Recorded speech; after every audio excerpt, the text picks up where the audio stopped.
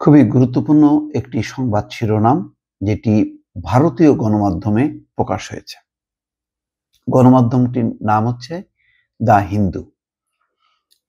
The হিন্দুর প্রতিবেদন বলছে, শেখ হাসিনার পর দলে দলে সংখ্যালঘুদের ভারতে পালানোর তথ্য সঠিক নয়। দর্শক, আমার মনে হয় শিরোনামটা আবার পড়ি। শেখ হাসিনার পর, অর্থাৎ শেখ হাসিনা চলে যাওয়ার পর, 5ই আগস্টে চলে যাওয়ার পর দলে দলে সংখ্যালঘুদের ভারতে পালানোর তথ্য সঠিক নয়।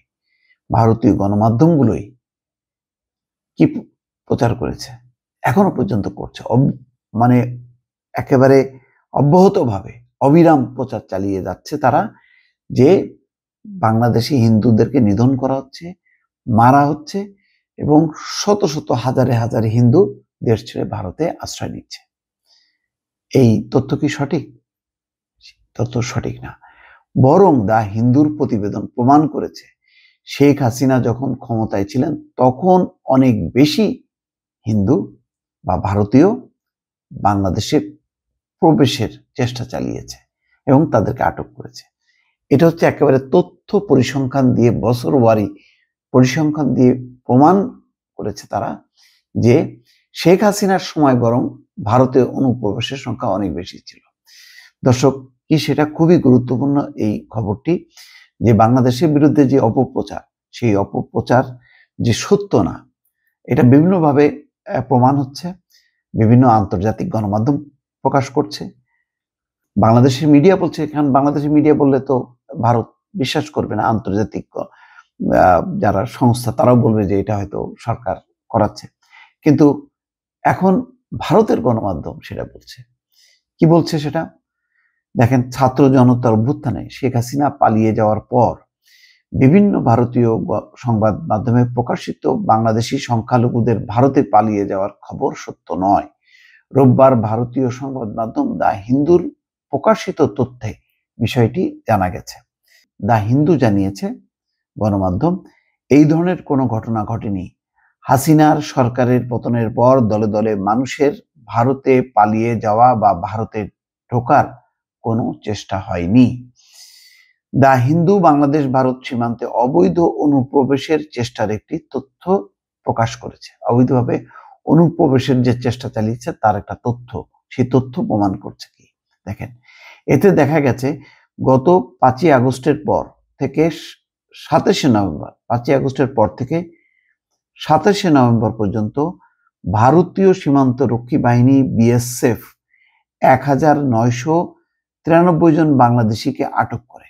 ঠিক আছে, মানে আগস্ট থেকে নভেম্বর পর্যন্ত, আগস্ট, সেপ্টেম্বর, অক্টোবর, নভেম্বর পর্যন্ত ভারতীয় সীমান্ত রক্ষী বাহিনী বিএসএফ 1393 জন বাংলাদেশিকে আটক করে, যারা অনুপ্রবেশের চেষ্টা করেছে। আচ্ছা, অপরদিকে শেখ হাসিনার পতনের আগে এই বছরের 1 জানুয়ারি থেকে 4 আগস্ট পর্যন্ত 1144 জনকে অনুপ্রবেশের সময় আটক করেছিল বিএসএফ। তাহলে দর্শক, কি দেখা যাচ্ছে? শেখ হাসিনার সময় প্রায় সমপরিমাণ ব্যক্তিকে অনুপ্রবেশের দায়ে আটক করেছে বিএসএফ, যার অর্থ সরকারের পতনের পর হাজার হাজার মানুষের সীমান্ত পাড়ি দেওয়ার কোনো চেষ্টার ঘটনা ঘটেনি। সব মিলিয়ে এবছর অনুপ্রবেশের চেষ্টার সময় বিএসএফ 3907 জনকে সীমান্ত থেকে আটক করেছে, যার মধ্যে ভারতীয় এবং বাংলাদেশি উভয়ই আছে। দুই পক্ষেই আছে। ভারত থেকে বাংলাদেশে যাওয়ার চেষ্টা করেছে, বাংলাদেশ থেকে ভারতে আসার চেষ্টা করেছে। এর আগের বছর 2023 সালে 3137 জন বাংলাদেশি সহ মোট 5995 জনকে আটক করা হয়েছিল। তাহলে এটা কার আমল? শেখ হাসিনার সময়। 2023-এ কে ক্ষমতায় ছিল? শেখ হাসিনা ক্ষমতায় ছিল। অপরদিকে চলতি বছরের 1 জানুয়ারি থেকে 4 আগস্ট পর্যন্ত 873 জন ভারতীয় বাংলাদেশে অনুপ্রবেশের চেষ্টা করেছে। জানুয়ারি থেকে আগস্ট পর্যন্ত বাংলাদেশে প্রায় 1000। সরকার পতনের পর 5ই আগস্ট থেকে 27শে নভেম্বর পর্যন্ত 388 জন ভারতীয় কোনো কাগজপত্র ছাড়াই বাংলাদেশে ঢোকার চেষ্টা করেছে। গত সপ্তাহে হিন্দু পণ্ডিত চিন্ময় কৃষ্ণ দাসকে গ্রেপ্তারের পর ভারতীয় মিডিয়া দাবি করে বাংলাদেশের হিন্দু সহ সংখ্যালঘু মানুষ নির্যাতিত হচ্ছে, যাদের অনেকে দেশ ছাড়ার চিন্তা করছেন।